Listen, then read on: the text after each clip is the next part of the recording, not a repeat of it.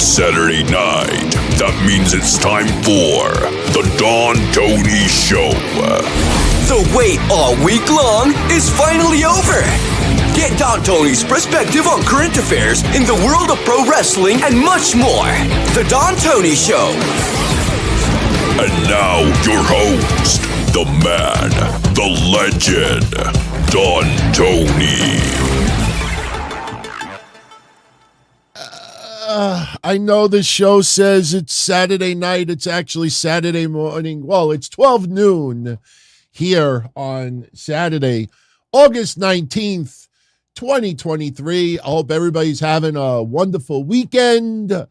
This is the Don Tony Show, and I am Don Tony as always.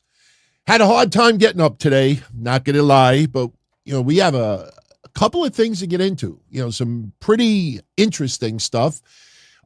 We will get into what went down last night on SmackDown with Edge. Great fun match with Sheamus.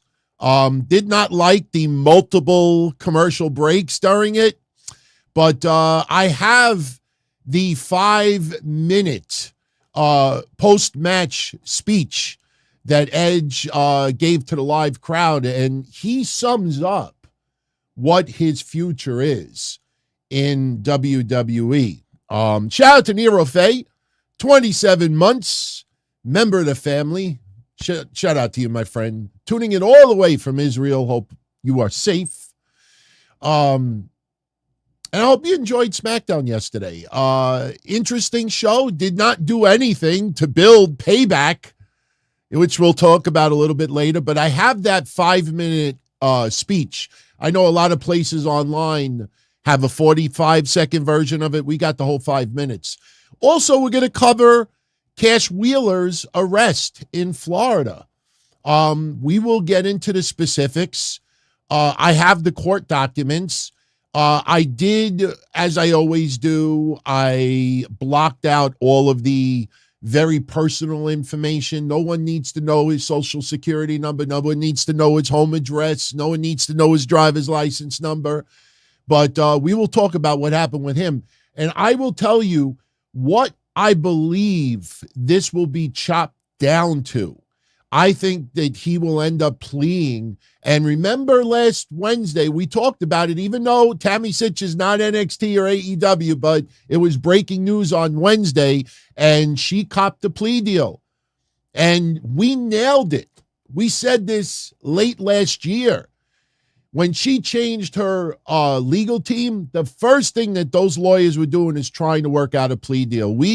Everything that we said happened. Now the question is, how much jail time does she get? My estimation, 12, 13 years, 16 at the most. People posted 25 years. Let me make this clear. If Tammy Sitch was going to get 25 years, she would have not accepted a plea deal. She would have just rolled the dice, pled not guilty for whatever crazy reason she thought she would possibly get off. Maybe a mental problem because she's so hooked on, the booze and the alcohol. Booze and alcohol, it's the same thing, booze and the drugs. So you work out a plea deal so you don't get 25 years. Sure, the judge can say, fuck you, and give it 25 years anyway. But, people putting 25 years and just want to, sensationalize it, over-dramatize it. But I'll tell you the charge that I think Cash Wheeler should plead down to and be done with this. We'll talk about that a little later. Now, I don't know if it's going to lead into Lufisto versus MJF part 2, because Lufisto, you remember the rant, we talked about it 2 weeks ago. She posted a novel yesterday against MJF, and it was in response to MJF addressing a lot of the IWC, how they handled the Cash Wheeler situation. Listen, you look at some of those places, 500,000, 700,000, 1 million views. Props to everyone out there who sacrificed those views to try to get the truth first. Because a lot of people out there were just doing anything possible to get people to click on their shit. Cash held it from Tony Khan, that the match at All In is in jeopardy, and this and that. And even early on, how many of you early on thought that Cash Wheeler hit his wife? Early on, when they saw aggravated assault with a weapon, they thought he got into a fight with his wife. Then somebody reported that it was a bar fight. But we have the actual court documents, and I'll share with you in a little bit as well. Shout out to Luke's Blade, who is tuning in. Thank you, Sam.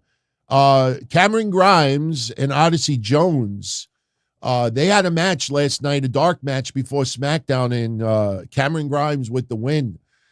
Interesting that they're finally putting Odyssey Jones out. I wonder if Odyssey Jones ends up with the Street Profits. I know what you're going to say. He was drafted to Raw, but draft subject to change. Maybe you put Odyssey Jones with the Street Profits. Nice little rub for Odyssey Jones. We'll see. Oh, we'll talk about the Street Profits. Street Profits came out yesterday. Not going to lie. Kind of stupid that they still came out with the Solo Cup. You know, after everything and being posh and suits and this, they came out like it never happened yesterday. Oh, but by the end of the match, though, I think the attitude started kicking in a little bit. I like what I saw. But and we got to talk about, oh shit, we got to talk about it, man. We got to talk about it. The mission has ended. The mission has ended. Lacey Evans gone from WWE. I guess I'll get into that now because honestly, there's really not much to say. I'll word it this way, and I know I touched on this on Patreon a little bit. She dug her hole when she brought up autism and made some wild claims, you know, and listen, of course you have beliefs, but there are medical experts and professionals and a lot of data that goes back 50 plus years that you could do a little research and see if what you believe is actually true. You know, some people think like me that if I don't weigh myself for a year, then I didn't gain any weight. That if I don't go to the doctor, then the things that I don't feel right, I'm not going to get worse. If I don't go to the doctor and they don't tell me what it is, then it didn't happen. She did herself in with those stupid comments, and even I said that. But, you know, I want to add two things with the Lacey Evans deal. For those that don't know, her contract expired, and she chose not to renew it. There's more to the story. I was told that there actually was a pitch to bring it to NXT, and they actually were considering having like a blonde bombshell team of her and Dana Brooke, because they do acknowledge on social media both of them get a really bad break. You know, deserving, maybe more for Lacey Evans. Dana Brooke probably gets a little excessive abuse. I think because she's been there 8 years, and after 8 years, you say to yourself, you know, why is she still there? I mean, it's a valid argument, but they were seriously considering about bringing her to NXT. Maybe she didn't want to go to NXT. Maybe she's just fed up with all the stuff that was going on. The Cobra Clutch and doing all that stuff. This is my summation of Lacey Evans's WWE career. And this is just opinion, but I think a lot of people will agree with me on this. She debuted on the main roster, if I remember correctly, 2016. Now, I don't have notes in front of me. Today's going to be mostly rants, discussion, but I do my research, so I should be accurate in what I'm about to say. She debuted in 2016. Now, if you think back to 2016, you know, military and law enforcement were not very popular. And do not misconstrue what I'm about to say. I'm not throwing any shade Obama's way. But Barack Obama was president. There was a lot of controversy with police. Remember the beer Sudman and all that stuff? plus military. 2015, didn't the military inadvertently bomb in Afghanistan, a hospital in Afghanistan, killed a lot of children and women? That was controversy. Pulling our military out of Pakistan, Iraq, plus you think about police violence. What was his name? Michael Brown? I think that was his name, Michael Brown. He was the one in Ferguson that was shot by a police officer, and the police officer was not charged, and we had riots in the streets. Freddie Gray. Does anybody remember Freddie Gray? I remember it clearly. Baltimore, Maryland. They arrested him, and they threw him in the back of a van, and he died, from injuries. Controversy. So, in my opinion, you got Lacey Evans, 2016, debuting on the main roster, and you have this negative vibe about law enforcement. I mean, law enforcement negative vibe has been around, but it was a little bit deeper, especially during the Obama administration. You look at military and all the controversy overseas. WWE, in my opinion, was afraid to debut a military hero. Maybe hero's a little exaggerated, but they did not want us to really focus on Lacey Evans's military career. So what do? They do the complete opposite, the Southern Belle. And I remember doing the Don, Tony, and Kevin Castle show, Kevin and I saying, she's got an amazing story.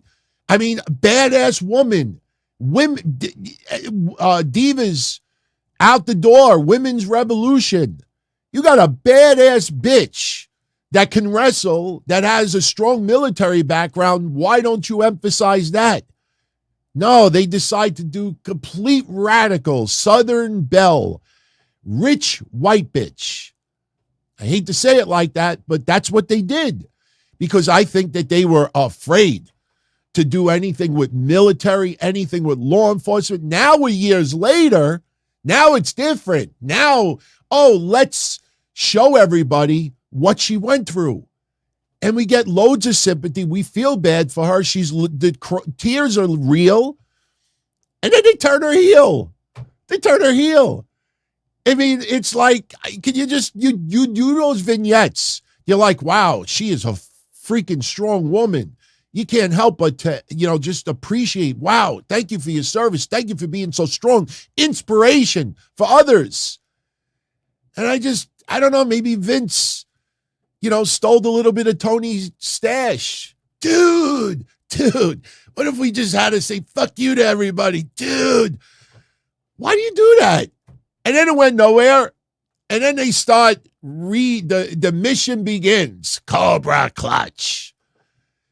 And then I think a lot of people forgot. It was like November, December, that there was buzz that Sergeant Slaughter may actually manage Lacey Evans. Sergeant Slaughter being all offended that they were using the term Cobra Clutch now was a whole bunch of bullshit, because in November and December, I played that vignette on this show. In November and December, they were playing vignettes where she was calling it Cobra Clutch, and Sergeant Slaughter, the only thing he would say is when people were like, hey, you should manage Lacey Evans, and you would put hearts and huggy emojis. And I'm not shitting on Sergeant Slaughter, but, no matter what they tried to do, it was damage done. They put it with Baron Corbin early on, and let's be honest, the man and the man's husband, that didn't work out all that well. People didn't like that relationship on TV because of the way WWE was portraying it. We had that mixed tag that time. So honestly, Lacey Evans, WWE, in my opinion, just totally blew it. But in the end, she blew it. They all blew it. What was that dog on Family Guy? You blew it. You blew it. Lacey, Marcy, whatever your name is, you blew it. WWE Creative, you blew it. So she's gone. People have asked me, would I bring her in AEW? You best damn believe I would. I would do one of two things. Bring her in. She can wrestle. She can work. You want to have a job out to Sky Blue? Go right ahead. You want to have a job out to Diamante? Go right ahead. If you wanted to do a Jeff Jarrett in 1997, get on the microphone when he left WCW and went on Raw and talked for 98 minutes, talking about how WCW treated him like shit, like Vince, you want the real Jeff Jarrett? You could do that too. Have it go out in the ring. My name is Marcy. You knew me as Lacey Evans, and she could rip WWE a new asshole. And you know what would happen? Everybody in AEW would freaking love it. Freaking love it. That's what I would do. Seriously, I'm not kidding. She can wrestle. I would bring it to AEW. And I'm not even saying that to be a jerk. I think it actually could work. For a little while. All right. So, Lacey Evans, thank you for trying. You know, you kind of like put the last spike in your coffin when you talked about the autism stuff. You know, you have a right to your opinion, but when you're a public figure and a lot of people don't like you already, you better make sure that whatever you make public, you do a little research, you know, and not just some whack job one doctor, because there's always a whack job doctor that'll agree with you or something. So, okay. Let's talk about Edge, and then we'll talk about Cash Wheeler. Yeah. Oh, by the way, little plug. If anybody wants to go check it out, not a plug for me, but something you might be interested in doing. Cody Rhodes posted this yesterday. For those that are on Reddit, August 21st, 2:30 p.m., the Squared Circle section of Reddit, he's going to be doing an Ask Me Anything. Ask Me Anything. So you might want to go check that out. Big shout out to Casey is Raw. Thank you for the $2 super chat, my friend. I am doing good. I hope you are as well. In 2 weeks, I go on vacation. It's going to be kind of awkward not doing a show for a week, but we have a few things lined up. Next Thursday, I'm going to record a Q&A. That'll drop the week after. Kevin and I will be on Patreon this Tuesday. Next Tuesday, we do Payback preview and predictions that'll be available for everybody. So we got a few things coming up. But I want to talk about Edge for a few minutes. We have the full 4 to 5 minute video. The quality is not great. You know, I realize that some people still have primitive cell phones, but in the case of this was somebody sitting all the way in the rafters. So they did their best, you know, to zoom in on this. Shout out to Raphael, who shot this footage, who sent it to me. So I'm going to share it with you. Yesterday, Edge had his match in his hometown of Toronto against Sheamus. We did a watch party yesterday. You know, the turnout was pretty much what it was when we first shut it down. So I may do it one more week, because if we get 4 in for the month, at least, you know, we got 4 in. That's what they normally ask. But I don't think they're continuing beyond August. Too many people, you know, just not showing up. And if you're not going to show up for the Bloodline, if you're not going to show up for Edge's last match, you're not going to show up for I don't want to name any other individuals, might have fed some wrestlers out there. But, you know, last night there was a lot of speculation. Is this Edge's retirement match? And Michael Cole, he acknowledged the rumors on social media. You know, kill it.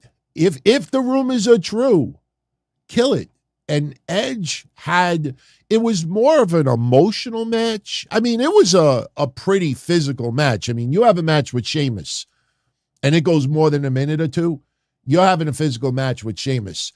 And I tell you, bravo to WWE for the last 5 minutes of that match, because, I'm not going to deny it. I mean, I said it yesterday. I wish what they did those last 5 minutes would have happened 5 minutes sooner. And the reason why I say that is getting, you know, the emotional reaction afterwards. They went off the air very, very quickly, because WWE with SmackDown normally goes off the air here in New York at 9:57 p.m. It's usually 3 minutes before the top of the hour. So we're looking at the clock, and it's 9:55, 9:56, 9:57, and you still got Sheamus, you know, hitting his the Celtic Cross, hitting, you know, his finishers. And I tell you, those last 5 minutes, we actually thought at some points Sheamus may actually win this. And this might be more of a case that Edge is too old and just falls a little bit short. And we've had that happen in the past. We've had people have their last matches in WWE on a losing effort. Probably the most notorious one in recent memory is Kurt Angle versus Baron Corbin. WWE has had this fascination with that. Now, I'm going to share with you the video of what Edge said after SmackDown went off the air. It's a very important video because it does pretty much spell out what Edge's future in the WWE is, or his future in pro wrestling is. My takeaway from it is that this was Edge's last match on his current contract. And the chances of Edge wrestling again on television in Toronto is slim to none because WWE does not go to Toronto all that often. And remember, Edge said that this year was his last year. Some people, including me, believe that this was not his last match. I don't believe this is his last match. Now, I know about the AEW, teasers and people clickbaiting and saying, or fantasizing, saying, wouldn't it be cool if or would you want him to finish his match in his career in AEW? I want to play you the video. I want you to hear straight from his mouth what he has to say. And then I'm going to add something to it that I truthfully believe 100% of you out there are going to agree with what I'm going to say. But this was post-match and excellent match. Edge gets the win with the spear. Beth Phoenix at ringside, you could tell this was a final something because she was very, very emotional. Her kids, their kids, loving every minute of it, had friends, relatives there. So anyway, after SmackDown went off the air, actually, I'll show you this first, which is cute. It's only 15 seconds long, but when Edge went through the curtain after everything was done, the first person to greet him was Sheamus. And this was the video of that. That was awesome.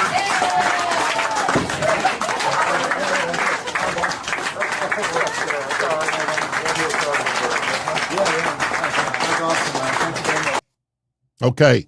All right. So sit back, enjoy. I boosted the video and the audio as best as I could. Here is Edge after SmackDown went off the air.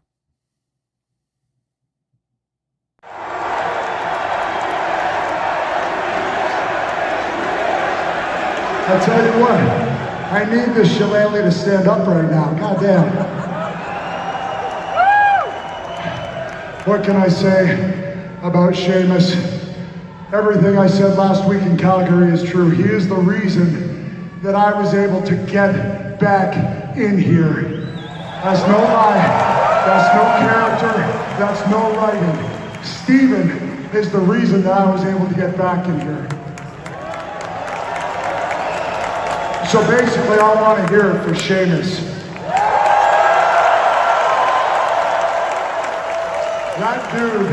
That dude has showed all of you the work ethic that he has, and that's why you still react to him all these years later. And damn, he hits like a mule. I'm okay if that's one and done. Wow. Seriously though, man, what can I say?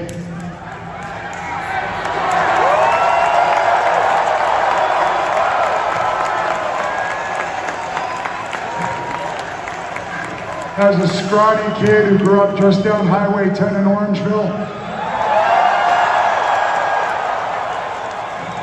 to be standing here tonight, 31 years into when I first walked into Sully's gym and my trainer, Ron Hutchison, put me through my paces.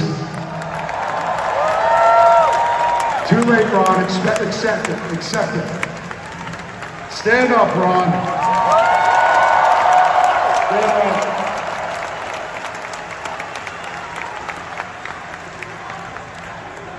That man gave me my wrestling training for free because I was a kid from a single parent household and there was no way I could afford it. And that man trained me for free.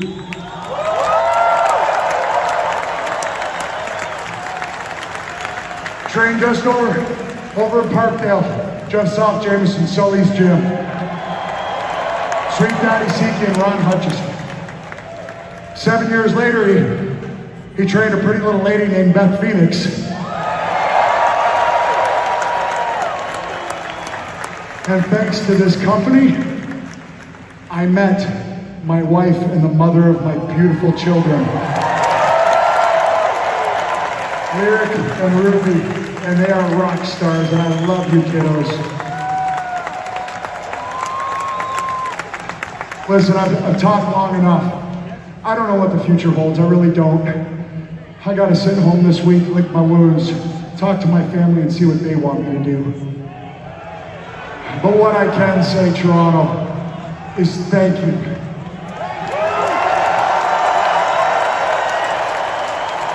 Thank you for all of it. Thank you for being a city that I have always been proud to represent, that I have always been proud to be announced from.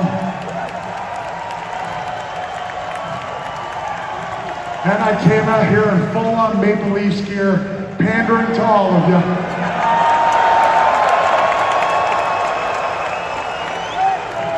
But no matter where I make my main residence, this is always first in my heart.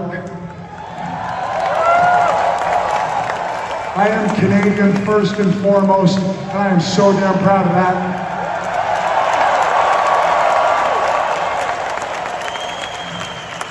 Toronto, what I can say is this is my last time in front of y'all.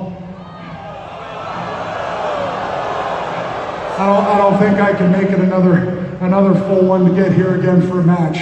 I'm just being honest with you, but don't let that be a downer, because man, what an experience you all gave me. I will never forget it. I will never forget it. And when I'm 84 years old and don't remember much, you're damn sure I'm gonna remember this. Thank you.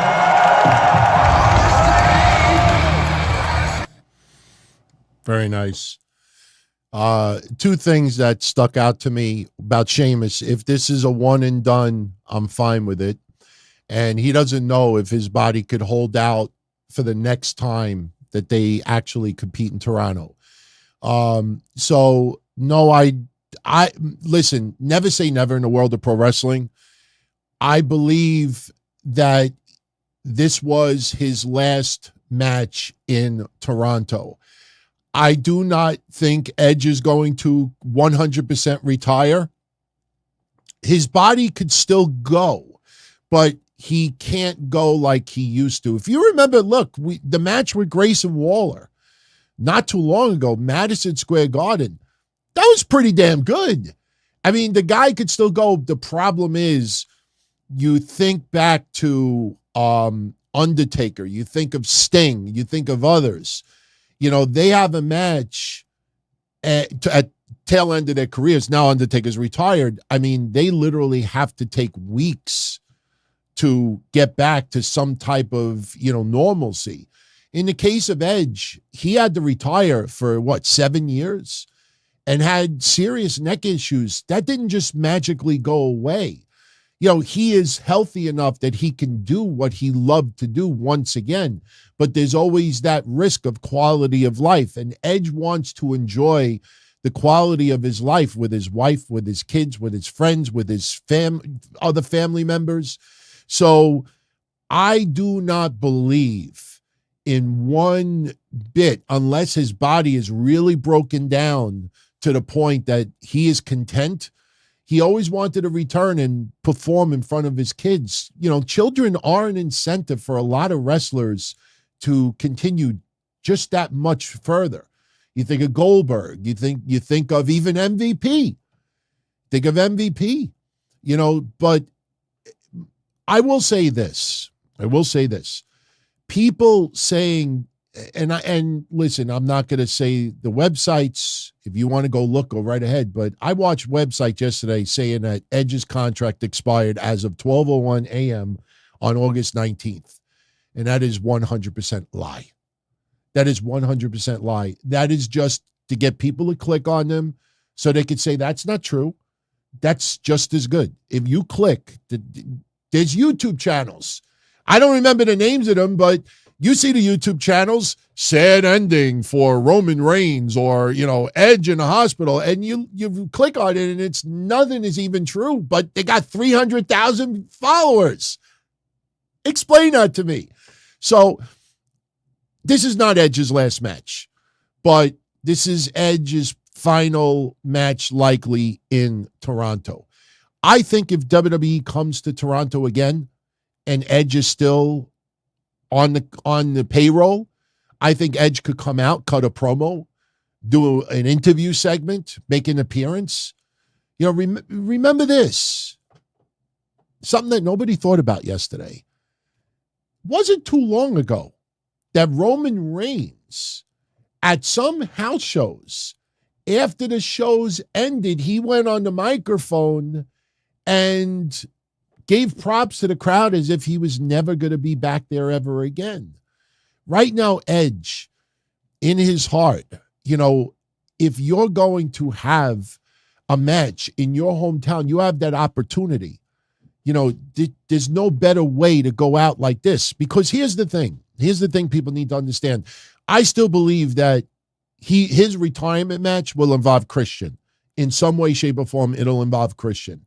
And the thing is the stars would have to be almost like Superstorm Sandy.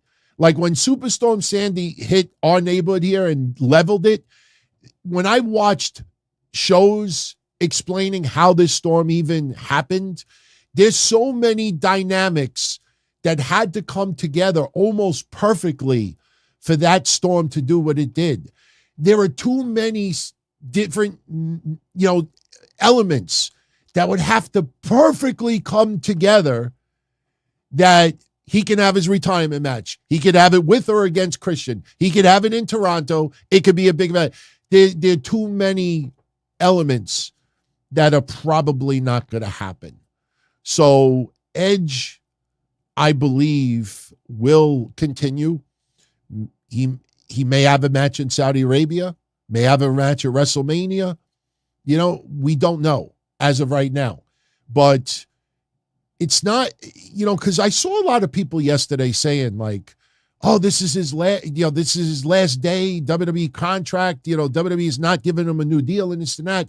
And the first thing that my reaction to it, and this is what I was saying earlier, I think you'll 100% agree with me, is this. WWE stock right now is at $113 a share. A year ago, when Vince McMahon announced his return, it was $65 to $70 less a share. A year ago, the stock was around, $50 a share? Now it's $114 a share. People pointed out this week, Endeavor bought WWE for $9 billion. Right now, WWE is worth almost $10 billion. Let that sink in. That Endeavor bought the company for $9 and now it's worth $10. Not too bad to get $1 billion profit, and papers haven't even been finalized as of yet.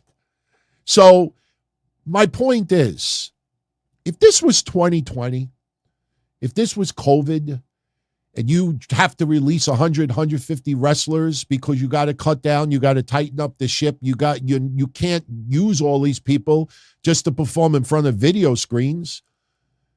The amount of money that WWE is taking in right now, do you truthfully believe that WWE doesn't have $1 million or $2 million to throw Edge's way and say, Edge, stay with us for the next 5 years?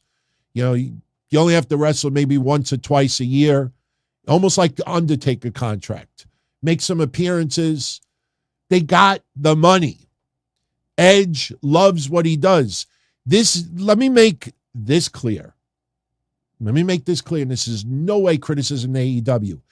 This is not a case, and it was a case for other wrestlers. Samoa Joe comes to mind almost immediately. This is not a case where Edge wants to wrestle and wrestle and wrestle, and WWE is not giving him the dates or working out a deal. This is a guy whose body is breaking down. He's getting older. He looks phenomenal. But this takes an extraordinary amount out of him. This is not a guy that wants to wrestle next week or next month. This is not a guy who just feels that, he could go other places and wrestle part-time and get a lighter schedule and this. That's not the case. If he could still go, he'll go. And WWE will pay him to go. So do not believe. I mean, you could fantasize, but do not believe some of what's being thrown out there. These are the same people that were telling you that Jey Uso is legitimately gone. Jey Uso's getting a little bit of a vacay. Now, remember the Bloodline storyline is going to be on hiatus for several months. Jimmy Uso's going to be back on TV next week. You think he's just going to go out there to just, tease a match against someone else? No. This Bloodline story continues. It doesn't take any weeks off. It may be a little bit lighter, but the idea of the Bloodline going on hiatus is almost ridiculous. So,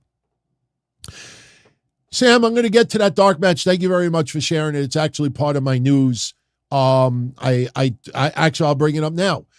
Kevin Owens. We got some good news about Kevin Owens. Kevin Owens is able to return in limited capacity. He wrestled last night with Sami Zayn, and they took on Imperium in a dark match. I didn't see the match, but that is great to see because there was a lot of concern. Listen, Kevin Owens and Sami Zayn have not defended those titles much at all. And just like the women's tag team championships, which unfortunately, because of Sonya Deville's injury, those are on hiatus as well, even though they kind of like tried to turn it into a storyline with Piper Niven, a.k.a. Doudrop. Kevin Owens and Sami Zayn, they got to start doing something with it. And ultimately, I think they drop one set of those titles. You got to put one set of those titles back on SmackDown. Kevin Owens and Sami Zayn are Raw wrestlers, but they're also champions on SmackDown. They have two sets of titles. I think ultimately you gotta put them on the Street Profits. A year ago, a lot of debate, me included. If you remember SummerSlam a year ago, that was the moment to put those titles on the Street Profits, and they didn't do it. And a year ago, a lot of us were confused. The momentum, I think people forgot that near 5-star match, people that rate matches, the Usos versus the Street Profits leading into SummerSlam. That was the peak of the Street Profits. And since SummerSlam of last year, they have not been the same at all. So I think the Street Profits, they got to get one set of those tag titles. And yesterday they took on the OC. This was a decent match. I get a kick out of the choice of attire that the WWE used to hype up the match. They came out with a little bit of a variation of what they wore before, a little different colors. But, Montez Ford came out with the Solo Cup. You still had Angelo Dawkins doing his antics. Halfway through the match, though, you saw the Street Profits working a little bit more heelish. A lot of kicks, a lot of punches, a lot of pounding. And after the match was over, we were joking because Montez Ford started with that snarl that he's did the week before. And he started it, but then he smiled. And then Bobby Lashley came out. I don't know why Bobby Lashley wasn't in their corner in the first place, but maybe he's just an advisor. People think that there's going to be a new faction, me included. But you almost feel like is Bobby Lashley just more of an advisor, just comes out after the match is over, expresses his approval? Why is Bobby Lashley not wrestling? So they defeat the OC yesterday, looked very, very good doing it. The OC, I mean, they're getting paid, but, they don't have much momentum right now at all. But, Street Profits looked good yesterday. Edge versus Sheamus was a banger of a match. You go on Sheamus's Twitter, you know how he always writes banger after banger after banger? He just wrote it like 5,000 characters. I couldn't even show you the screenshot. It was that long. But nice moment yesterday with him and Sheamus, Edge. Very emotional match. But we have not seen the last of Edge in WWE. Will it be more of like the John Cena schedule? Maybe. But I like the tributes. That they did a awesome video package, man. Say what you want about some of the WWE's creative still, which if you put aside the Bloodline and the Judgment Day, some of it is a lot less to be desired. Their video packages, they have amped it up the last couple of months. Even on the pre-shows of pay-per-views, they're showing these video packages are like, holy shit. I know that music for Brock Lesnar and Cody Rhodes, you either thought it was like, wow, this is kind of like powerful, like Johnny Cash music, or you were like, what the hell's up with this music? It sucks. So people were, that is a long time since I saw a song on a video package where this IWC is split down that middle. People either thought it was great or thought it sucked. But they are really amping it up with the video packages, and the one for Edge yesterday was phenomenal. I love that they acknowledged Christian, albeit all the vignettes were Christian with long hair, so you wouldn't even think it's the Christian Cage of today. But they even showed Edge with Vicky Guerrero, Edge with Lita. They even showed him looking at the belt when they did the live sex celebration, which was a lot of people got screenshots of that yesterday, but it was good. I really enjoyed it very much. Two other matches went down, but before that, I don't know about you guys, but I loved the interaction with Paul Heyman and Kayla Braxton. They have that tension. I'll say it that way. They have that tension that has been going on for years. You almost feel like if Kayla Braxton ever goes into the WWE Hall of Fame as a commentator, announcer, interviewer, or whatever, Paul Heyman's got to be the one to induct her, right? But yesterday, Paul Heyman is going to discuss, is this the end of the bloodline? And she wants to know about Jimmy, Jay, and Paul Heyman. I thought Kayla Braxton was going to slap him right in the face. And Paul Heyman looks at her and he's like, you want to know like private stuff about the tribal chief's cousins? You want to know personal? And then he says to Kayla Braxton, how's your mother doing? When was the last time you talked to her? Then he talks about her father. Then he says, to insinuate that Kayla Braxton's family life is all fucked up. And you look at Kayla Braxton's face. I mean, even in this screenshot, she's biting her lip and she's ready to smack him right in the mouth. But Paul Heyman gets a phone call. He doesn't reveal his source. People think Rikishi. I don't think any elders need to be involved with this in the foreseeable future. And I do not believe Rikishi will be refereeing at Payback. Nothing against Rikishi.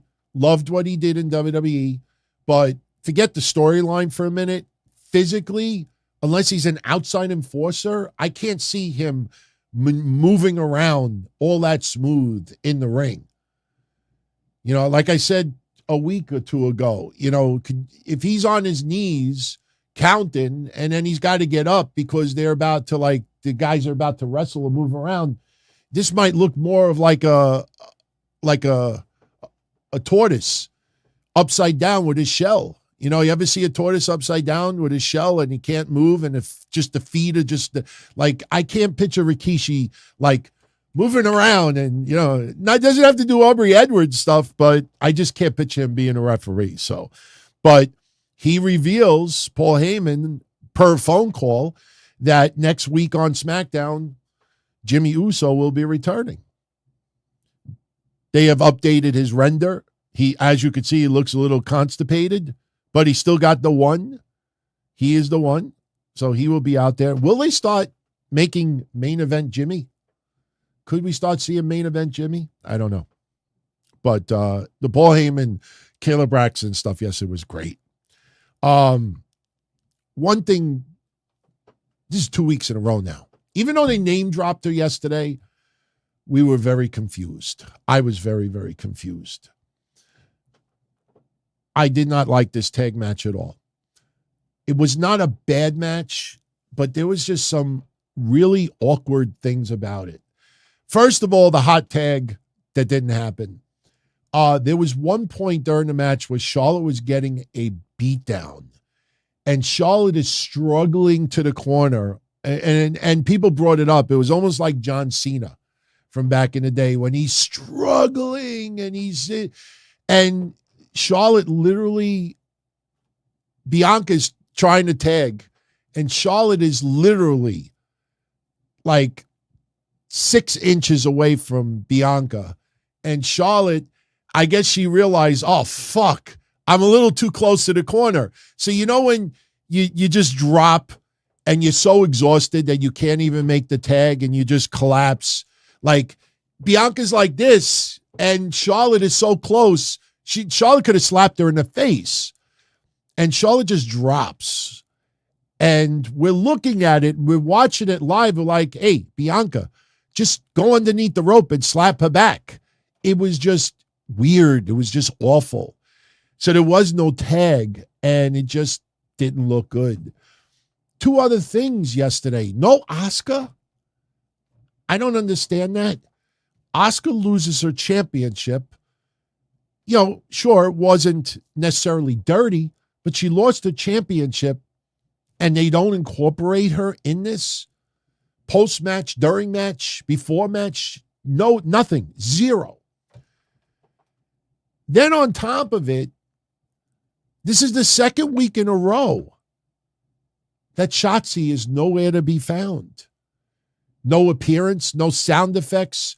Michael Cole name dropped her once, said, go up to Bayley right now and say the word Shotzi and see how she reacts. And I'm like, that's funny, but why is Shotzi like MIA now 2 weeks in a row?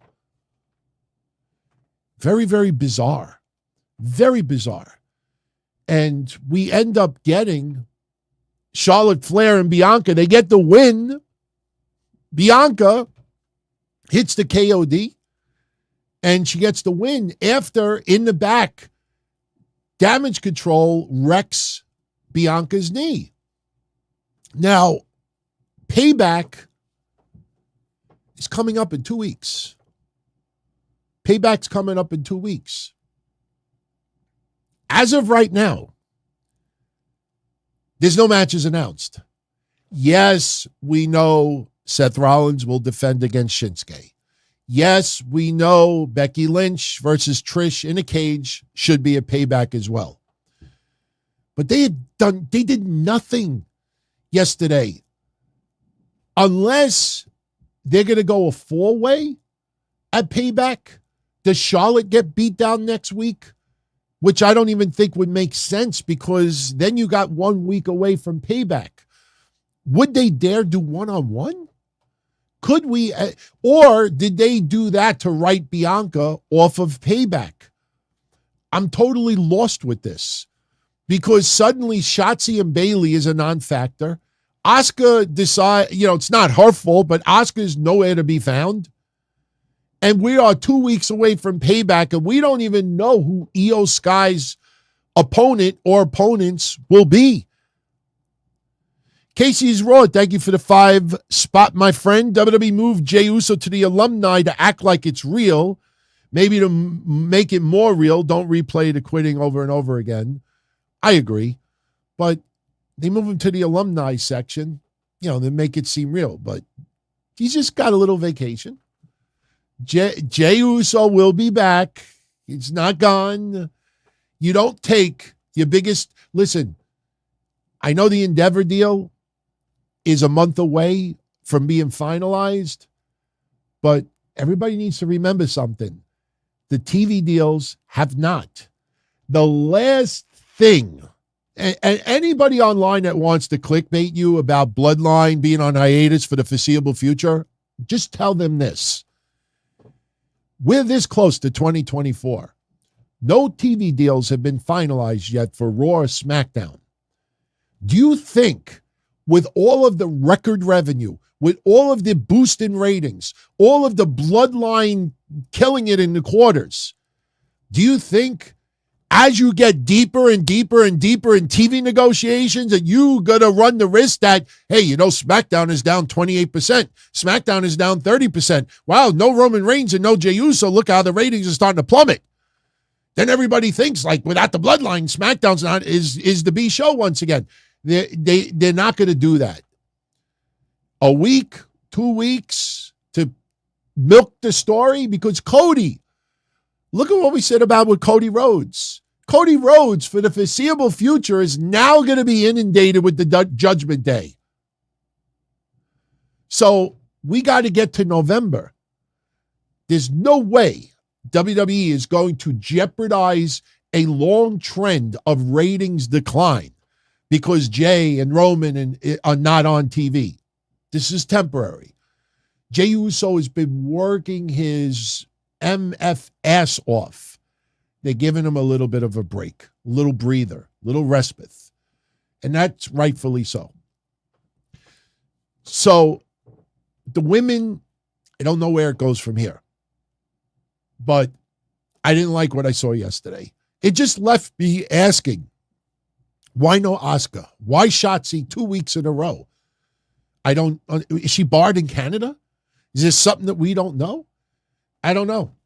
But that was the match yesterday. And we'll see where it goes from here. Something else, and you know what? Very interesting. The IWC didn't have their balls in a bunch yesterday that LA Knight lost. Because the story, I think, you know what I think it is? I think people realize now LA Knight is on the next level.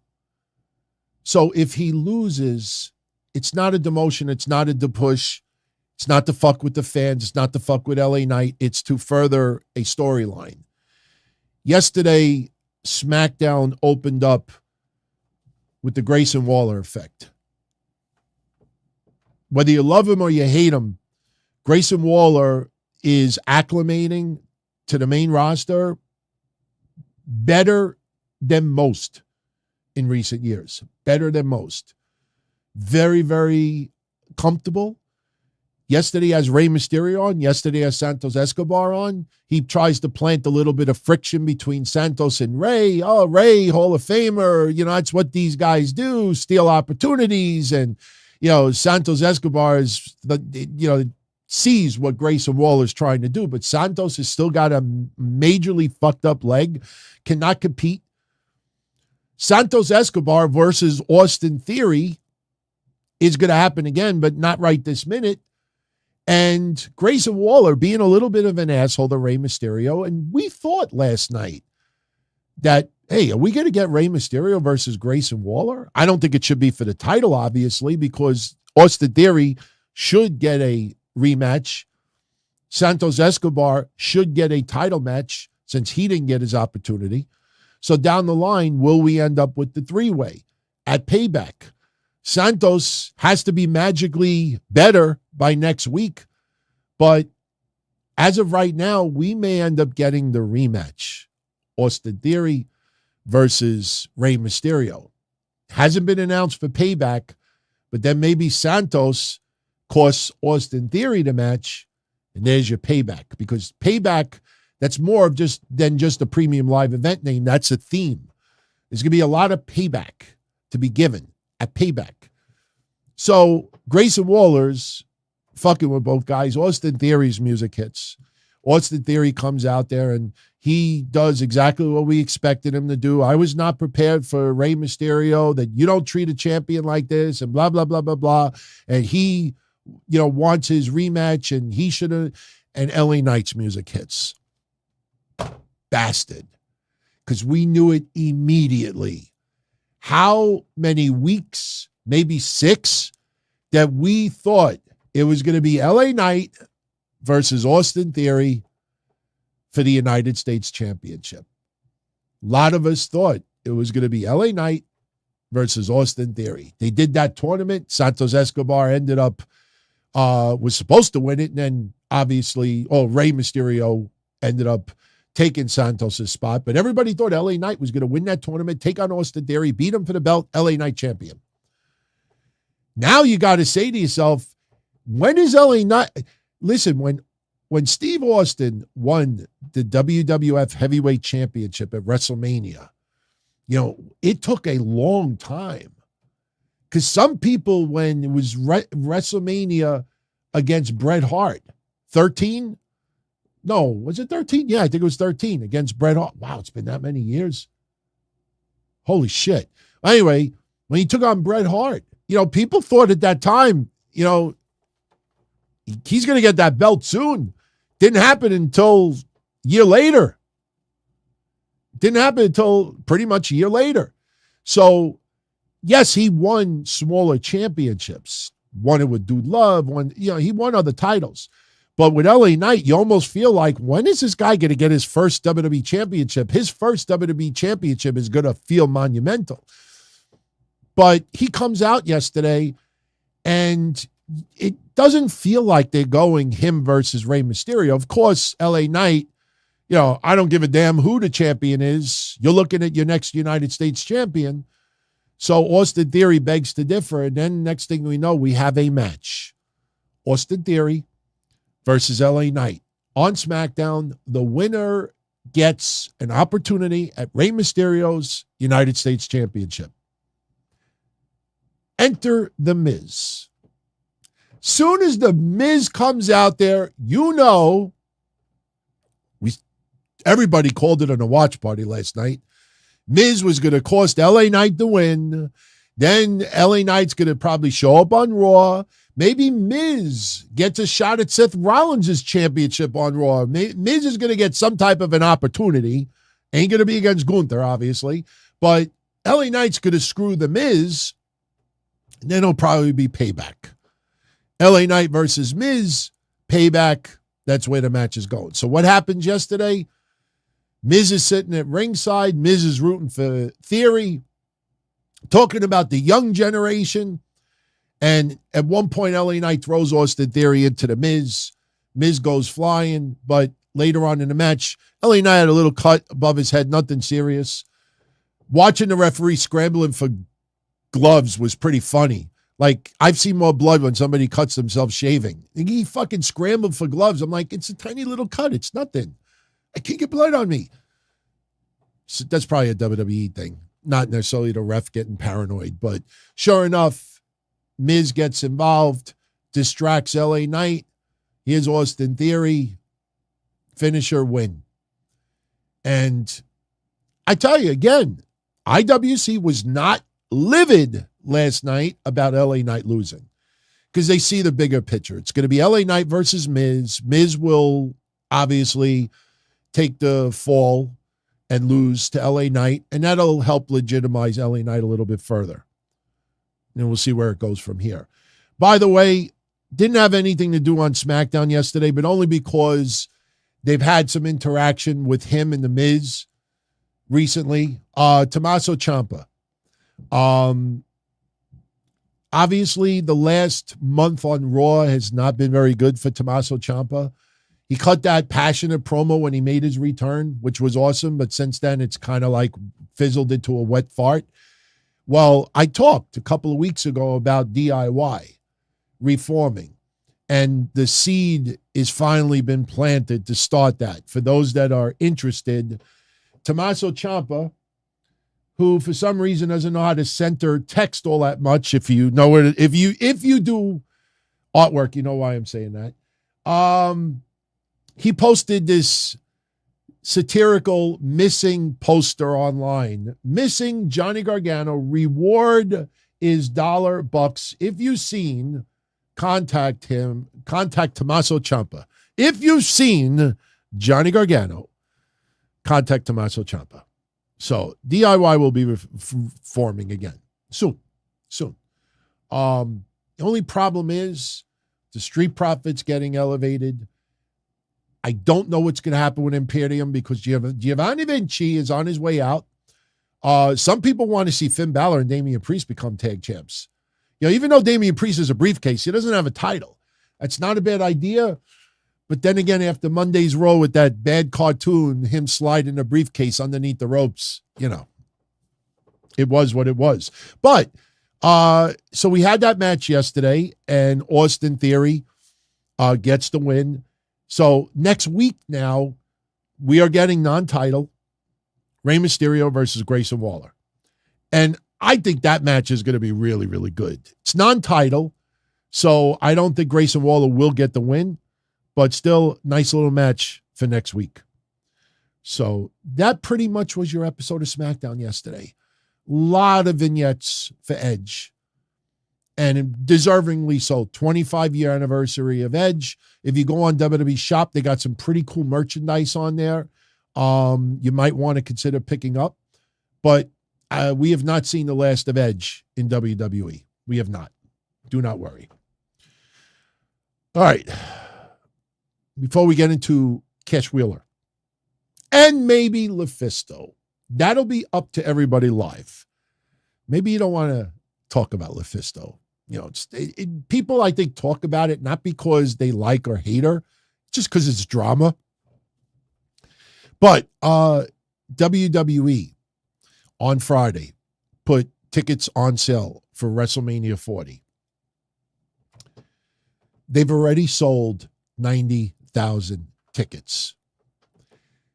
Interesting thing about it is I almost feel like they were waiting for that 90,000 number because it is just a little bit more than AEW All In.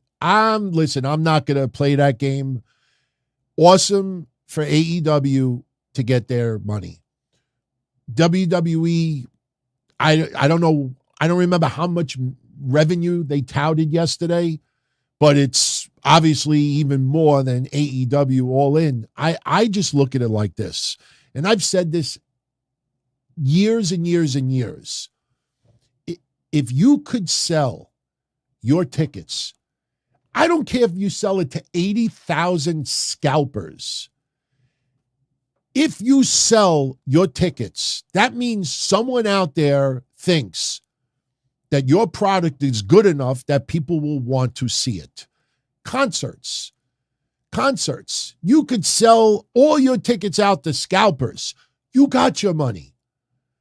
Sometimes scalpers, we were joking last week about this. The Alka-Seltzer Cold. And no, I'm not going to drink this one from 1997, but you go on eBay right now, Alka-Seltzer Nighttime, people are selling it for as much as $65 a box. Why?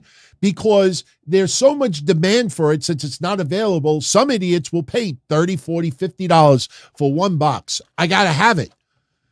So with these tickets, if AEW tickets were not in demand in the idea of some people, they wouldn't buy it. And then what happens is, what's going to happen to these people that have Alka-Seltzer Nighttime on eBay for $65? In about a month, within a month, Alka-Seltzer Nighttime will be back on store shelves. And all of those Alka-Seltzers that they paid a little bit extra for, thinking they were going to double, triple their money, they're going to get stuck with. You know what's going to happen? They're going to have to put them on sale for the same price as Walmart or anyone else sells it because they're going to realize they're not in demand anymore. So when people try to say to me, oh, DT, Dynamite is selling tickets for $5. Oh, you could go to a house show right now for $2. Oh, Rampage, $2. Yeah, that's because people bought the tickets and put it up for a crazy price, thinking they were going to break the bank and make some extra money, and people didn't buy it. So now they're stuck with it, and they're like, you know what? Let me at least get a coffee out of it, And like I said, I don't mean to be morbid, But the only way those tickets that get stuck on Ticketmaster that people don't go, the only way they're worth money is if somebody dies or something tragic happens in an event or something unfucking believable. So when you get even 10,000 scalpers buying AEW All-In tickets, if they put their tickets on sale for $5,000 and nobody buys it, and then they realize, oh, fuck, the event's in 2 days, I didn't sell it, and they put it on sale for $50 or $100 instead of $5,000, they just want to get something out of it, then get stuck with it. So at the end of the day, AEW's got their money already. WWE's got their money already. Even if you see lots of empty seats, remember, people paid for those seats. So that's the bottom line. They got their money. Props to AEW, props to WWE. So, let's get into Cash Wheeler in a moment. Yesterday's Rampage kind of feels like they packed it in a little bit, right? Knowing the ratings aren't going to do all that well. The Aussie Obsession, Aussie Open versus Ethan Page, brother Zay. Aussie Open retains their Ring of Honor tag titles. Ray Phoenix over Commander. Hikaru Shida and Sky Blue over Tony Storm and Ruby Soho. And Sammy Guevara beat, I think his name is John Cruz. Collision. Interesting. I don't want to say it feels like they realize now that Collision is not going to draw spectacular numbers. They have advertised for tonight's Collision, Darby Allin versus Christian Cage. No championship on the line, obviously, but okay, not a bad match. We're also going to get Willow Nightingale versus Diamante, and nothing against Diamante, but I think we pretty much know where this is going.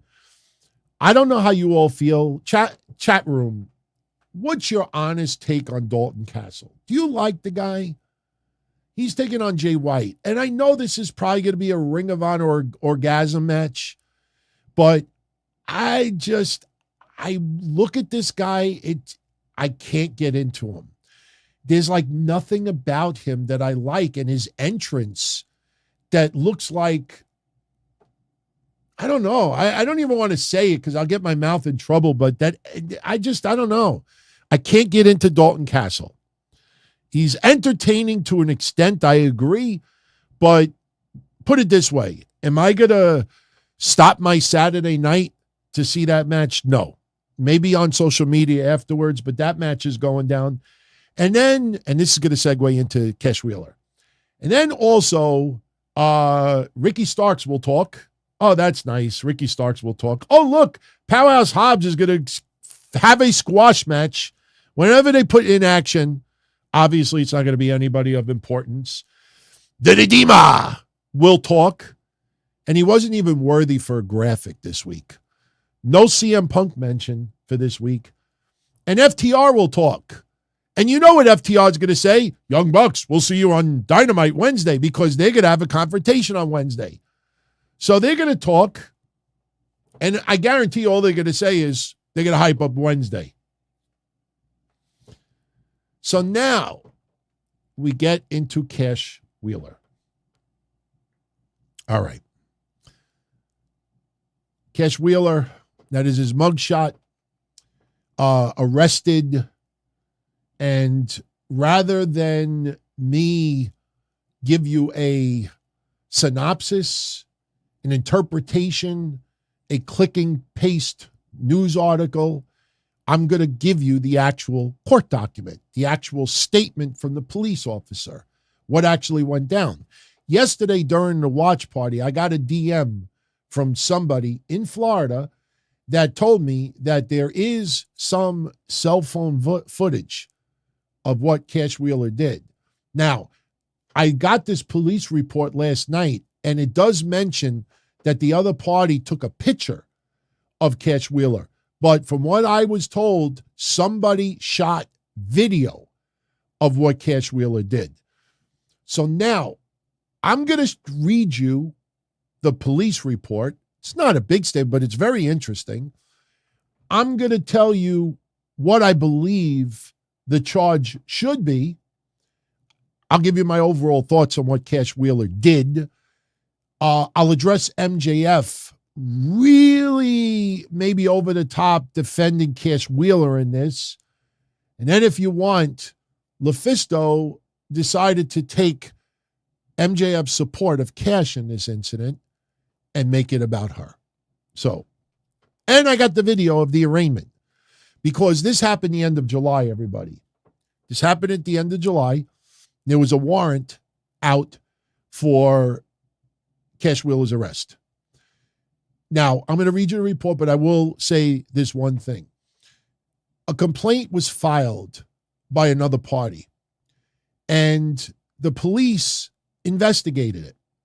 Once the police saw the footage and got more information, they put out a warrant for Cash Wheeler's arrest. Cash Wheeler turned himself in, I believe, yesterday or the day before. So understand, this happened the end of July. He was in court yesterday.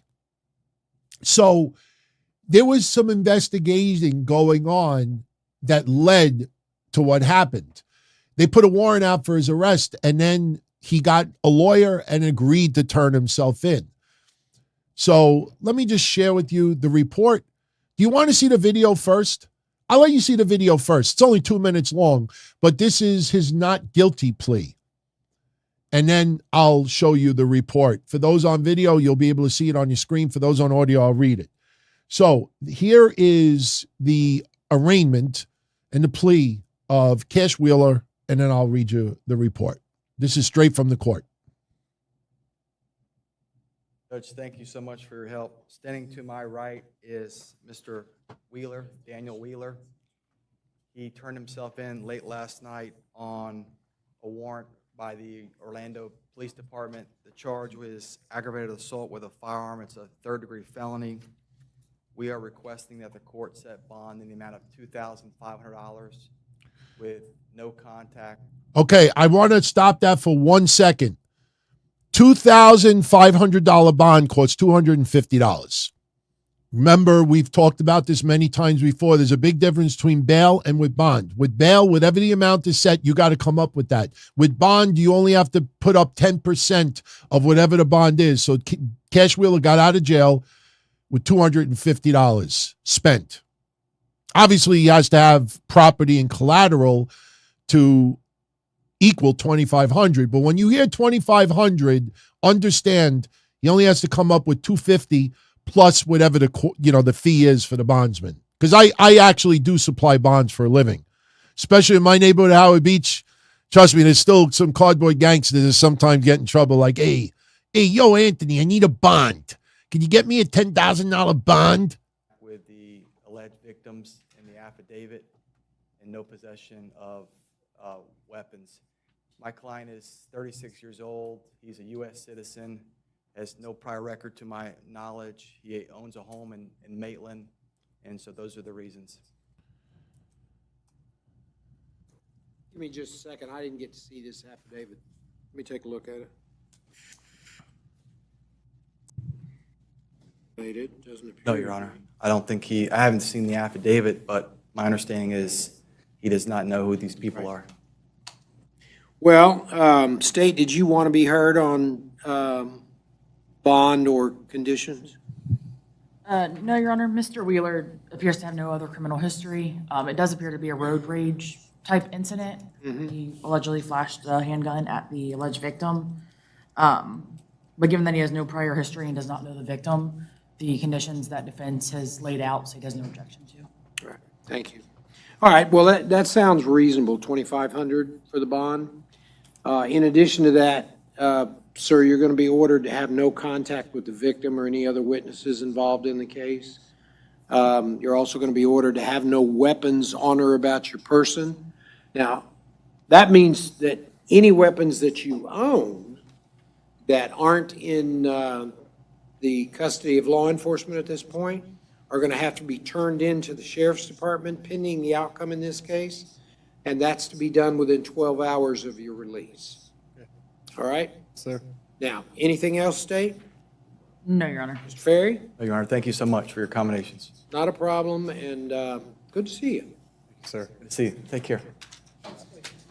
Just so you know, little tidbit that I got from somebody in Florida that you didn't read online. Cash, they actually did an emergency hearing because he would have had to remain in prison over the weekend, which means appearing on Collision would not have been possible. Little important tidbit that you're not going to read anywhere because everybody just cuts and pastes everyone. See, no wrestling website broke this story yesterday. It popped up on the Florida court website. Then people read it, and then they posted it online. So whoever was the first to pick it up, that's how they got it. But that's why early on, you couldn't really take for face value what was being said because nobody bothered to do the research. So now I'm going to show you the police report and the statement. And as I read it, just think in your mind, picture the scenario, and then we'll discuss the charge. Remember, as of right now, aggravated assault with a firearm, that is a third-degree felony. I think that's a little extreme. He pled not guilty. I'm going to read you the report, and then I'll tell you the charge he should end up agreeing to, and then you tell me if you agree or not. So, if you look on your screen, you could read it with me. And for those out there that have audio, I will read it to you. Now, if you see my logo for the Don Tony show there, I only did that to block out his home address and his social security. No one needs to know Cash Wheeler's personal information. We know how tall he is. We know he's got brown hair. We know he's a guy. And we know his birthday because it's on Wikipedia. I blocked out all the other stuff. So that is the warrant that was filed for his arrest. So now we go a little bit further. Here we go. This is from the police officer, my friends. On July 27th, 2023, Officer Boway responded to 5300 South Orange Blossom Trail in reference to an aggravated assault with a firearm call. Upon my arrival, I spoke to the victim, Daniel Mata, who provided me with a sworn written verbal statement that said the following. Now, guys, before I go any further, if Mata would not have pressed charges, the police would not have taken this any further. I know what some people are going to say, well, if he furnished a firearm, cops should still go after him. No, that's the reason why. Remember, this happened July 27th. The warrant, look at the top. The warrant was filed July 28th. That was a day after because they did some investigating. They saw the footage. Then they issued the warrant for Wheeler's arrest, and it took Wheeler 2 weeks to turn himself in and then have that emergency meeting so he could bail out on $2,500 bond and he doesn't miss collision. All right. So, continuing further. Daniel Mata stated that he was driving west on Interstate 4 north of exit 83. He noticed a Jeep Gladiator weaving in and out of traffic, honking its horn, so he moved over to the far light lane to let the Jeep pass. Mata said the Jeep took the right shoulder to drive around him on the passenger side of his vehicle. Mata looked over and noticed a white male with a beard pointing a black semi-automatic handgun out of the driver's window at him with a strong stare. Mata said that he feared for his life at this time. He slowed down to get out of the way of the firearm and ended up behind the suspect's vehicle at this time. At this time, both were committed to exit 83. They were forced to get off the exit, Ivanhoe Boulevard. Mata took pictures of the Jeep as it turned right onto College Park Drive and began to drive reckless. Mata said the Jeep bared the Florida license plate, blah, blah, blah. After taking the picture, Mata said he called 911 and gave the vehicle information to dispatch the details of what occurred. He explained that he could not be late for work and asked for an officer to meet him at his employment. I created a photo lineup using Elvis. That is a program that they use. The program selected 5 random photos based on the driver's license picture. Now, my friends, let's stop there for a second. What Elvis does, for anybody that's curious, is they ran the plate. They found that the plate was registered to Cash Wheeler. They see his license. So what they do is they take the picture of his driver's license and they run it through this program called Elvis. Thank you very much. And it comes up with 5 faces or 4 faces very similar to Cash Wheeler. Guys with beards around his age that look similar. You know, it's just, you see online, like you put your face in a program and it'll show you who you look like. So that's what Elvis does. All right. One other thing I should point out on there. Why would this Mata guy, well, actually, you know what? Let's read the rest and then I'll get into those aspects of it. So just continuing the statement. I created a photo lineup using Elvis and Elvis selected 5 random photos based on the suspect's Florida driver's license picture and put them through a randomized order with the suspect being the 6th picture. Officer Blinn met with Mata and presented him with the photo lineup instructions and the photo lineup. Mata quickly selected the correct picture, photo number 2 of the suspect, later identified as Daniel M. Wheeler, with 100% certainty. There's a supplemental report, everyone, that is not available yet. It'll be available on Monday. Based on Mata's sworn statement and the positive photo lineup identification, probable cause exists to charge Wheeler with aggravated assault with a firearm, violation of Florida statute number 784.02, section 1, subsection A, I believe it is. And that was done on July 27th. Now, if you're thinking what I'm thinking, look at this sentence here.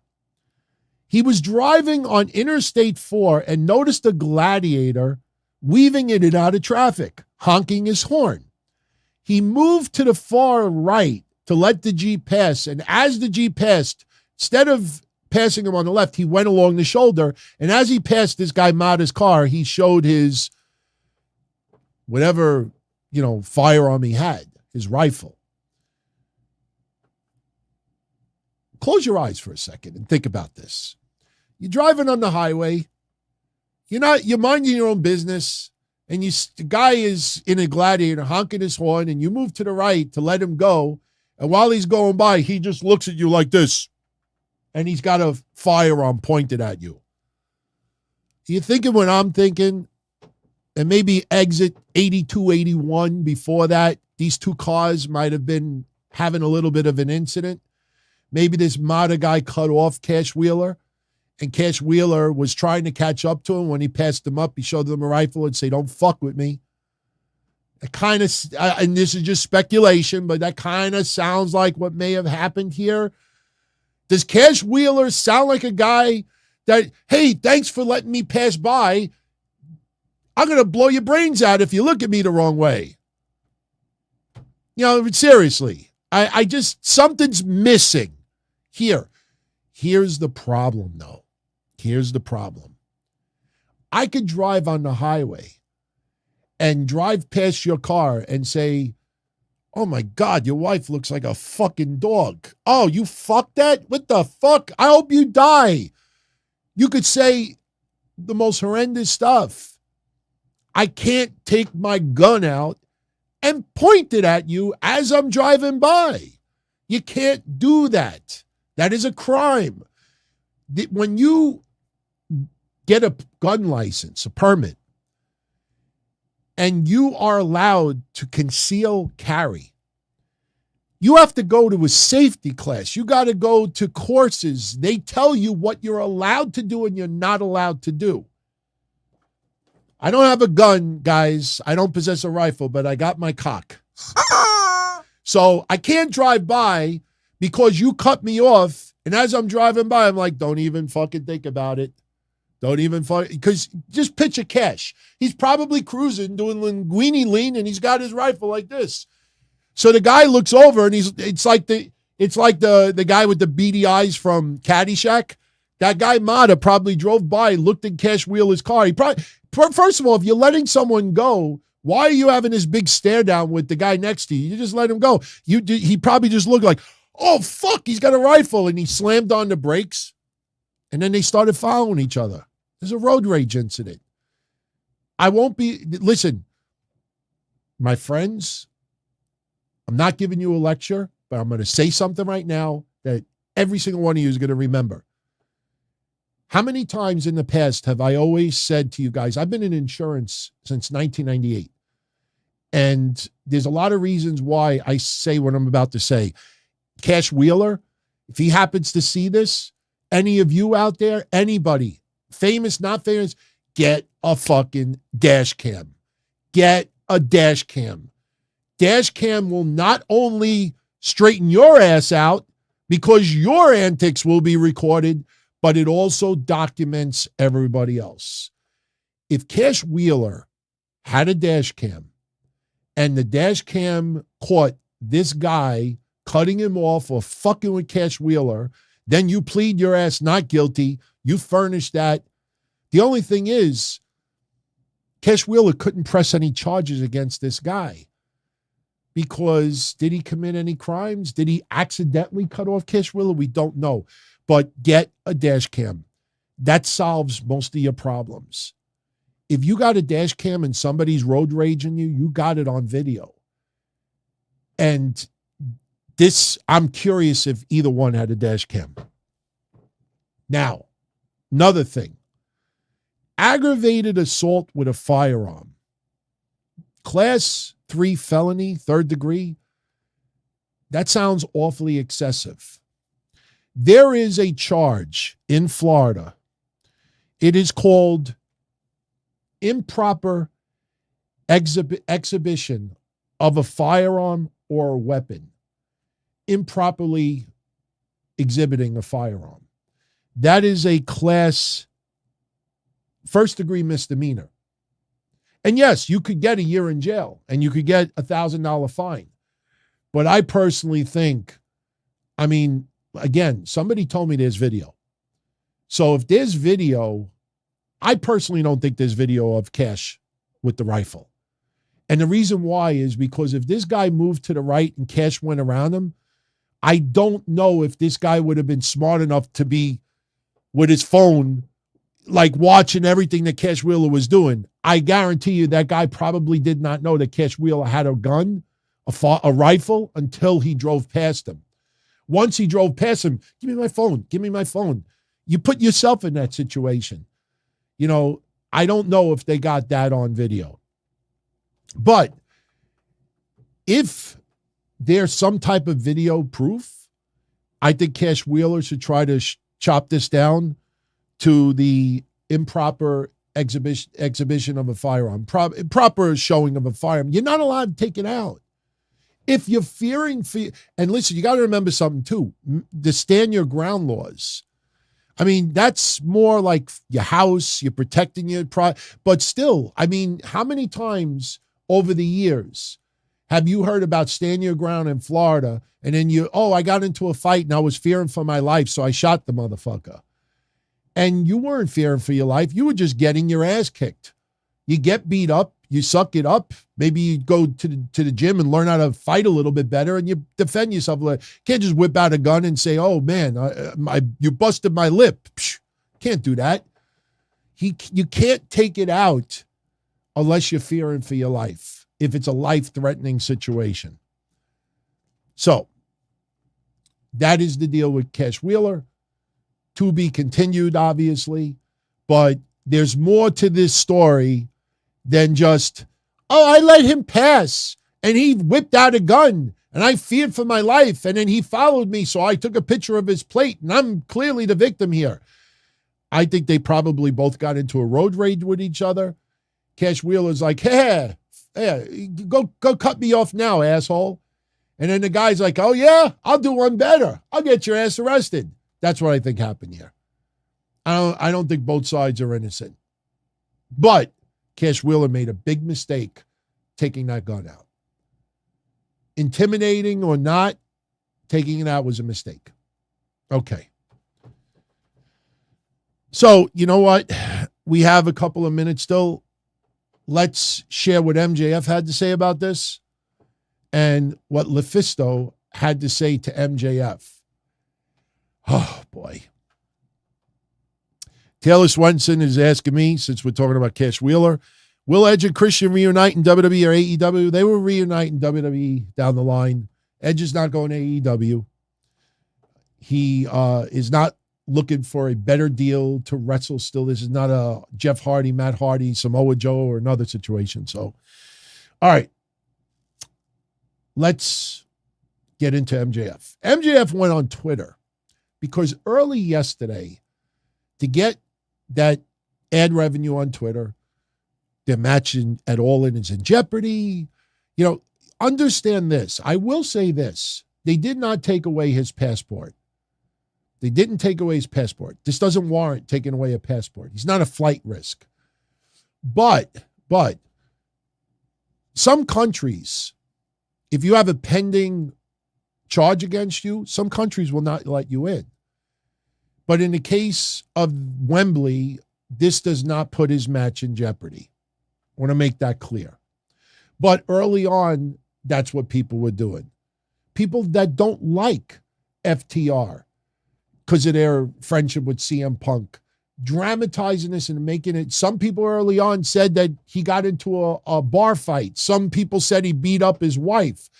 Some people were writing shit, not knowing any of the facts. They saw aggravated assault. They thought he hit somebody with a gun. So, MJF, as the truth started coming out yesterday, MJF posts this. Kind of disappointed how many dorks there are on this app that jump to conclusions so quick. Ton of people's privilege is showing. We're all human. We're all flawed. We all make mistakes. Take it from a guy who's made more mistakes than most. I've had my ups and downs with FTR, but Cash Wheeler is a great dude and a badass.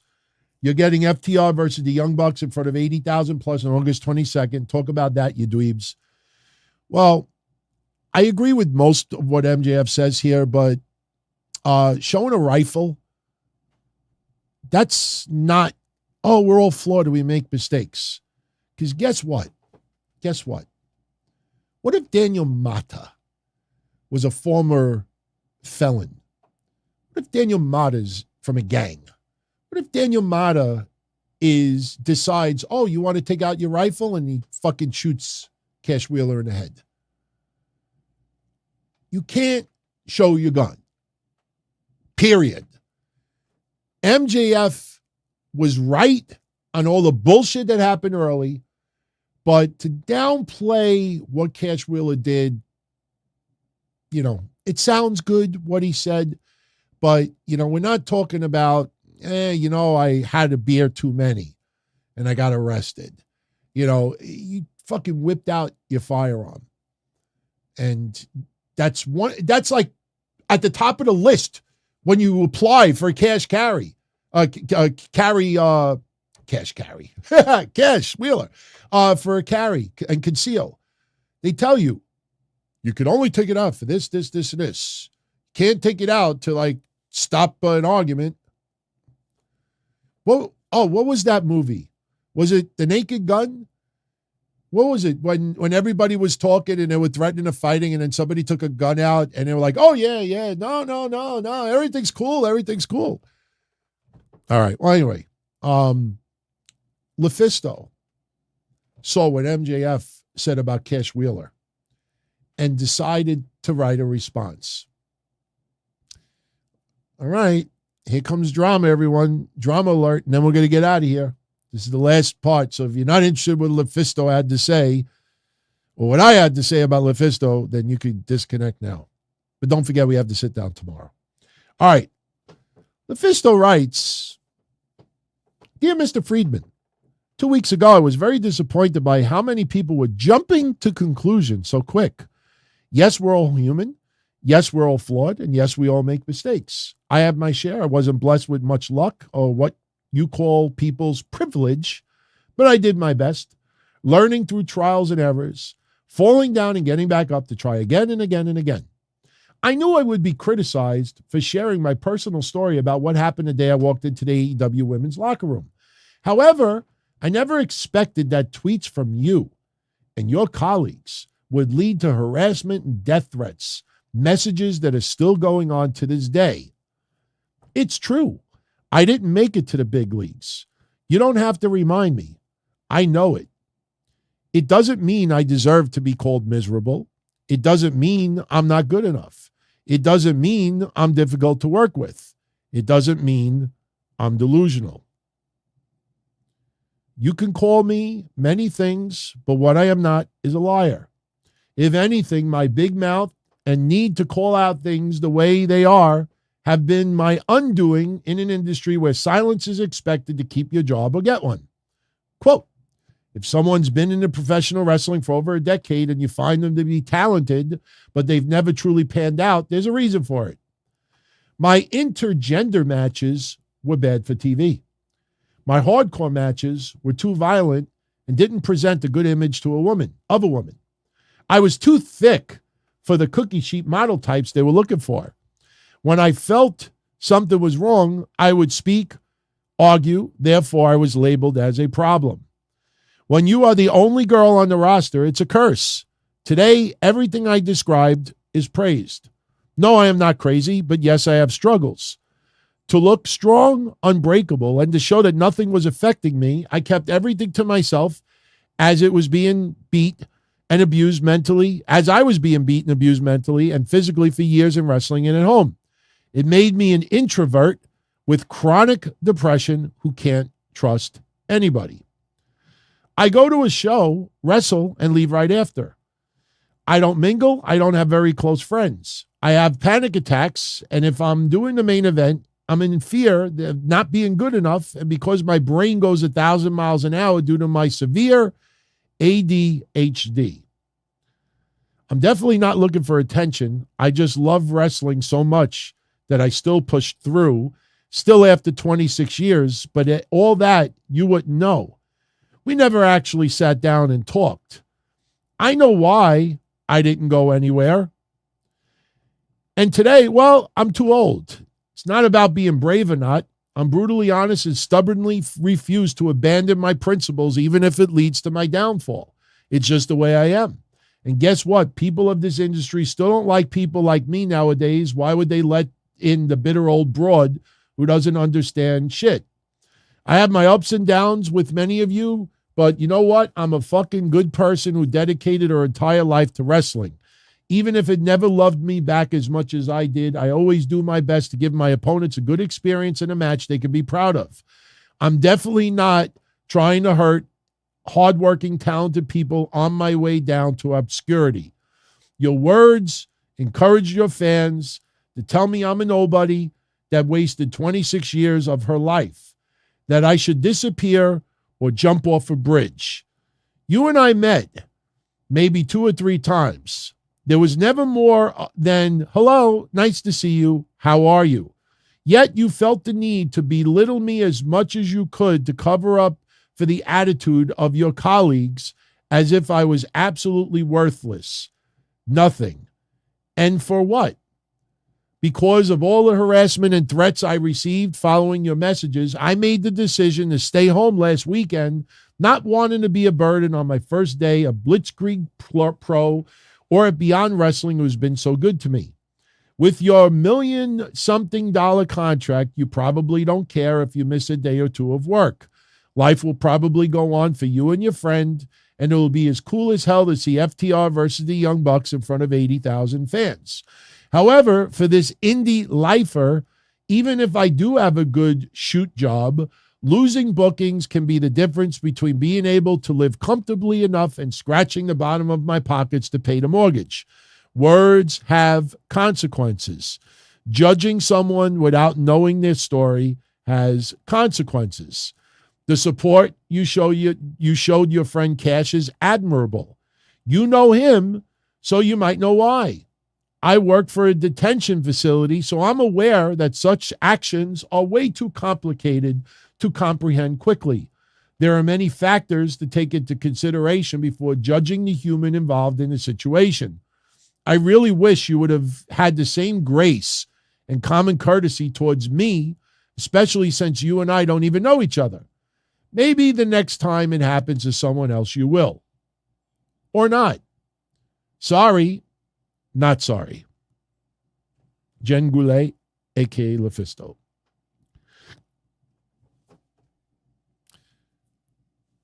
My honest thoughts on that? Should have wrote that maybe the day after all this shit was going down with all the women. And MJF saying all the stuff they did. MJF defending Cash. You know, he's a good dude and everything. That's fine. But, you know, pretty, I don't know. I feel bad for her. I feel bad for her. But you want to know something? She's been around 26 years. She knows what goes on in the locker room.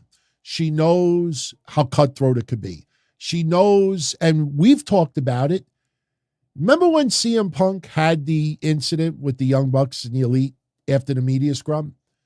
If you remember after that, you saw elements of the media and wrestlers that despise CM Punk, that were trying to convince the entire AEW community that everybody in AEW thinks that CM Punk is a cancer to the locker room. But there are others that were very supportive of what CM Punk said at the media scrum, because CM Punk at that time was truly the voice of the voiceless. There are a lot of people within AEW that are treated like shit, not necessarily what you believe is treated like shit. I'm not saying that somebody like, oh, pick that up. No, you're worthless. No, I don't mean that. It's people feel like, wow, I get no opportunity. I'm wasted. I don't get this. I don't get that. Man, I get jumped over, or because I support this person, I'm ignored. I'm sent home. I don't get the match. I don't do this. To them, they're being treated like garbage, but they get paid. So they're put in a situation where they don't have any power. They have to keep quiet. That's why, if you remember the stuff that happened with Thunder Rosa and the allegation that 3 of her female friends were sent home, I think it was Sean Dean or somebody that stepped up and cleared up that nonsense. It wasn't true.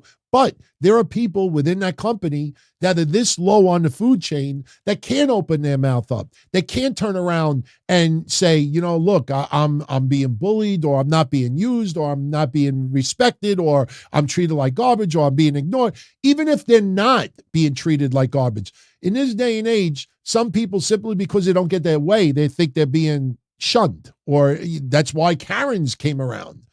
You know, think of why Karens and the privilege came around. So, but there are some people within that company that are forced to keep silent because they're not in any position to speak up. If they speak up, they're out of a job. You remember the Big Swall and all the other stuff. I mean, you know, we're not going to go there. But the point is, she knows what goes on in wrestling. This should not be a surprise. She's not going to change MJF. She's not going to change any locker room. She's not going to change AEW, the WWE, any indie wrestling locker room. She knows what it is. So, personally, you know, I feel bad for her, but that should have been written the day or the day after all this shit was going down. And you confront those people head on. Why are you having this mob? You don't even know me. Why are you doing this? Why are you doing that? You wait until everybody, you know, puts a landslide of shit on her. And now, because MJF supports his friend, she writes this now, I think a little bit too late, to be honest with you. Feel bad for her, but she's not going to win this argument. That's the point. You know, it's unfortunate, but she's not going to win this argument. So I feel bad for her, but, you know, it is what it is. If this profession is that abusive, find another job. Find another job. You know, losing bookings, or this, if it doesn't make you happy, go find another job. Do something else. Do something that makes you happy. That's why, like in any profession, if you are stuck in a job and you are completely miserable and you're not being treated the way you feel you should, why are you in that job? You know, gradually in your nights, learn another profession, do an online college thing, get out of that profession.